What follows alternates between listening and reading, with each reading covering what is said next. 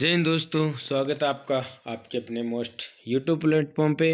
आज है 30 जनवरी और आज हम चर्चा करेंगे 30 जनवरी के महत्वपूर्ण करंट अफेयर्स के प्रश्नों की।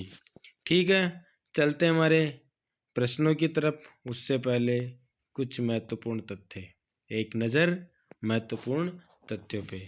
देखो, पहला, किस जिले में 27 से 30 जनवरी तक माही महोत्सव का आयोजन किया जाएगा या जा रहा है। मतलब 30 तारीख, आज लास्ट तारीख है 30 जनवरी और 27 तारीख से महोत्सव चालू हो गया था।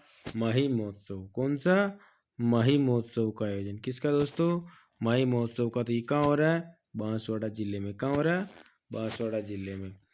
हाल ही में राज्य सरकार द्वारा कितने गांवों को अभावग्रस्त घोषित किया गया है? तो 5,897 गांवों को। ठीक है दोस्तों। राज्यपाल हरिभाऊ किशनराव वागड़े ने गणतंत्र दिवस पर किस जिले में ध्वजारोहण किया? हमने पिछली क्लास में भी चर्चा की थी। कौन से जिले में? उदयपुर जिले में। कौन से में? उदयपुर में। राजस्थान हाई कोर्ट ने 3 नए न्यायाधीशों की नियुक्ति के बाद कुल न्यायाधीशों की संख्या हो गई कितनी? 34। केंद्रीय गृह मंत्रालय ने राजस्थान पुलिस के आईजी सत्येंद्र सिंह को किस पदक से सम्मानित करने की घोषणा की? तो राष्ट्रपति पुलिस पदक से। किससे? राष्ट्रपति पुलिस पदक से। चलते हैं हमारे आज के पहले प्रश्न पे, डालते हैं एक नजर। केंद्रीय सांस्कृतिक मंत्रालय, कौन सा? केंद्रीय सांस्कृतिक मंत्रालय की स्वदेश दर्शन योजना 2.0, कौन सी? 2.0 के तहत किसे शामिल किया गया? तो दोस्तों ये हमारा बूंदी जिले का शहर है केशवराय पाटन। कौन सा? केशवराय पाटन को इसमें चंबल नदी के किनारे एक गांव है, तो इसको स्वदेश दर्शन मंत्रालय 2.0 के तहत शामिल किया गया है। ठीक है। चूरू सालासर के अंदर बालाजी आमेर जयपुर जिले में है ये। ठीक है, डालते इसके महत्वपूर्ण तथ्यों पे नजर। देखो क्या है महत्वपूर्ण तथ्य है। केंद्रीय सांस्कृतिक मंत्रालय के स्वदेश दर्शन 2.0 के तहत धार्मिक और पर्यटन स्थलों को विकसित करने की दिशा में बड़ा कदम उठाया गया है। तो इसके अंदर चंबल नदी के तट पर स्थित केशवराय पाटन यानी केशवराय पाटन को इस योजना में शामिल कर पर्यटन और आध्यात्मिकता को बढ़ावा देने का निर्णय लिया है। इस परियोजना के पहले चरण की डीपीआर राज्य सरकार ने मंजूरी दे दी है और केंद्र सरकार की स्वीकृति का क्या अब इंतजार है अभी। ठीक है। इस योजना का वर्चुअल शिलान्यास प्रधानमंत्री नरेंद्र मोदी जी ने 7 मार्च 2024 को ही कर दिया गया था। ठीक है। इस योजना के तहत 70 करोड़ रुपए की लागत से केशवराय मंदिर के परिक्षेत्र में चंबल तटों का सौंदर्यीकरण किया जाएगा। महत्वपूर्ण इंपॉर्टेंट प्रश्न है। ठीक है दोस्तों। और प्रधानमंत्री जी ने 7 मार्च 2024 को इसका क्या कर दिया? शिलान्यास कर दिया था। ठीक है, चलते हम अगले प्रश्न पे।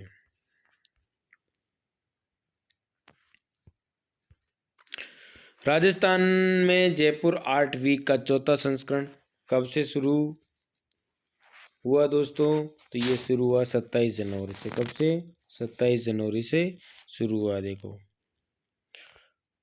राजस्थान की धरोहर और कला के वैश्विक मंच पर ले जाने की अनूठी पहल जयपुर आर्ट वीक का 4था संस्करण 27 जनवरी से 3 फरवरी तक का आयोजन किया जाएगा। अभी चल रहा है।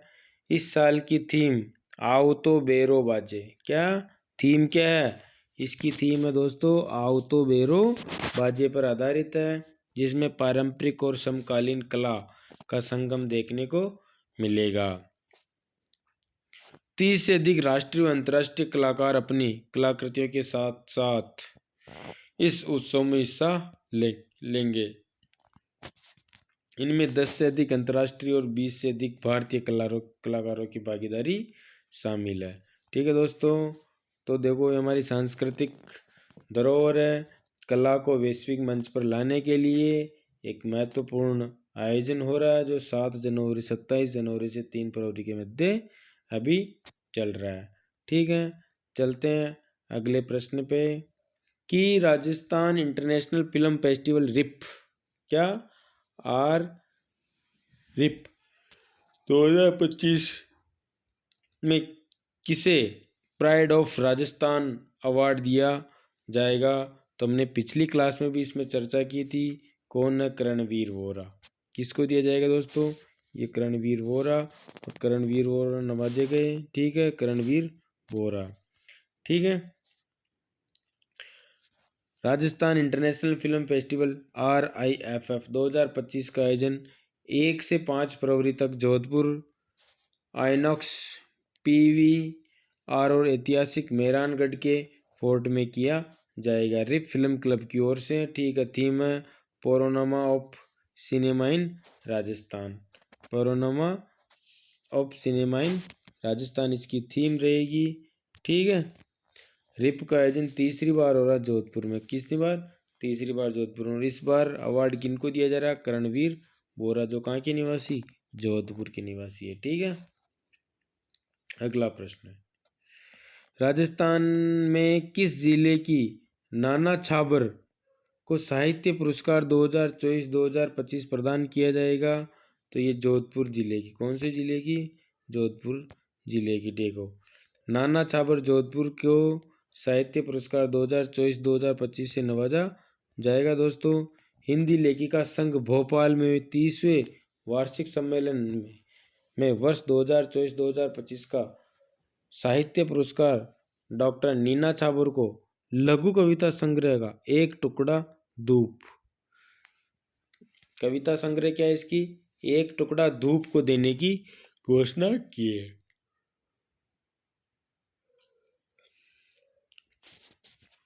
पुरस्कार समारोह का आयोजन 23 फरवरी 2024-2025 को भोपाल के हिंदी भवन में होगा और समारोह में डॉक्टर छिब्बर को प्रशस्ति पत्र, मोमेंटो, शॉल, नगद राशि और श्रीफल प्रदान किया जाएगा। ठीक है, अगले प्रश्न।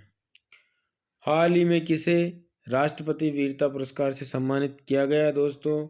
तो ये किया गया हमारे फौजी भाई, ये कौन? खुशीराम चौधरी को। किसको दोस्तों? खुशीराम चौधरी को। क्यों किया गया, इस पर चर्चा करते हैं। राजस्थान निवासी व केंद्रीय रिजर्व पुलिस फोर्स बल, ठीक है, CRPF, क्या राजस्थान के रहने वाले हैं, और CRPF के 85 यानी 85 बटालियन के सिपाही कौन? खुशीराम चौधरी को राष्ट्रपति वीरता पुरस्कार से सम्मानित किया जाएगा। ठीक है, टोंक तहसील क्षेत्र के खलीलपुरा पापड़ा गांव निवासी खुशीराम अभी बीजापुरा छत्तीसगढ़ में क्या है? अभी तैनात है। खुशीराम चौधरी ने 2021 में, कब? 2021 में श्रीनगर में ऑपरेशन पंता चौक में रहते हुए कुख्यात जैश ए मोहम्मद के 3 आतंकवादियों की मुठभेड़ में क्या कर दिया था? मार गिराया था इनको। ठीक है, अगला प्रश्न। हाल ही में अंतर्राष्ट्रीय ऊंट महोत्सव में किसने 2025 की लंबी पगड़ी बांधकर रिकॉर्ड कायम किया? तो दोस्तों ये कायम किया पवन व्यास ने। किन्होंने? पवन व्यास ने यह अपने नाम किया है। ठीक है, देखो,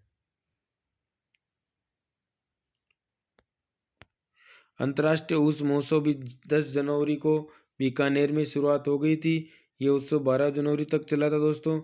अंतर्राष्ट्रीय उत्सव के पहले दिन बीकानेर के एक युवा ने सबसे लंबी पगड़ी बांधकर विश्व रिकॉर्ड कायम किया है। ठीक है, और इनका नाम क्या मैंने बताया था? पवन व्यास। शहर की लक्ष्मीनाथ मंदिर में 25 फीट लंबी पगड़ी बांधकर रिकॉर्ड अपने नाम किया है। पवन ने यह कारनामा मैच कितने? 22 मिनट और 38 सेकंड में कर दिखाया था। ठीक है, अगला प्रश्न।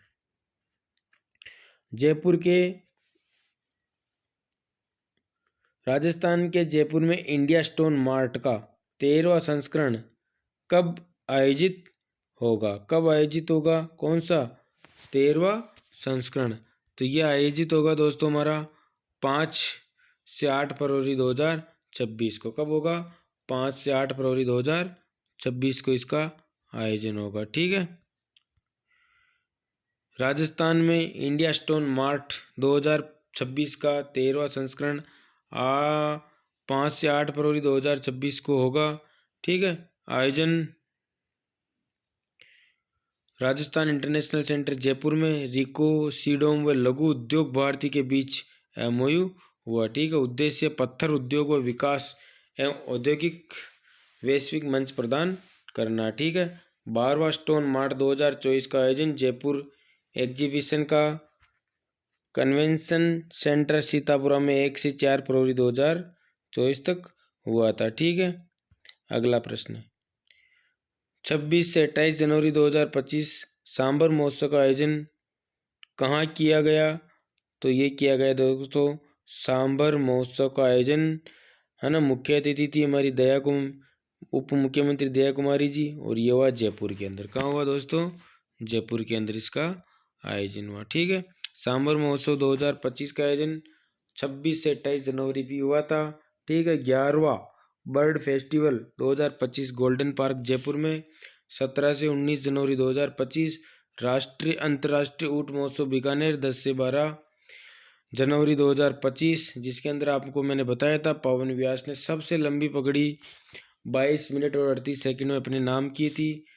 भारतीय अंतर्राष्ट्रीय व्यापार मेला नई दिल्ली 14 से 27 नवंबर 2024 में हुआ था। अभानेरी उत्सव दौसा के अंदर हुआ था 4 से 5 अक्टूबर 2024 में। 100वां तानसेन शताब्दी समारोह जवाहर कला केंद्र जयपुर 22 नवंबर 2024 को हुआ था दोस्तों। ठीक है। अगला प्रश्न ओडिशा में बेहतरीन पुलिसिंग और चुनाव प्रबंधन के लिए राजस्थान के किस IPS अधिकारी को राज्यपाल पदक से सम्मानित किया गया? तो ये दोस्तों ये किया गया मुकेश भामू को। किसको? मुकेश भामू को सम्मानित किया गया। ठीक है। ओडिशा में बेहतरीन पुलिसिंग व चुनाव प्रबंधन के लिए सीकर के IPS अधिकारी मुकेश भामू को प्रतिष्ठित राज्यपाल पदक से सम्मानित किया गया था। ठीक है। गणतंत्र दिवस समारोह में डॉक्टर हरिबाबू कभमपति ने मुख्यमंत्री मोहन चरण मांझी की उपस्थिति में सम्मान प्रदान किया था। ठीक है। अगला वर्तमान में 16वीं राजस्थान विधानसभा में पार्टी व सीटों से संबंधित स्थिति के बारे में असत्य कथन बताना दोस्तों। तो असत्य कथन क्या है इसमें? भाजपा की 115, कांग्रेस की 66, भारतीय आदिवासी पार्टी की 4 सीटें और बहुजन समाजवादी पार्टी की 2 सीटें। तो दोस्तों यहाँ भाजपा की 119 है। कितनी है? 119 है। बाकी सब सही है। तो असत्य कथन यही हमारा असत्य कथन होगा। देखो वही हुआ। ठीक है।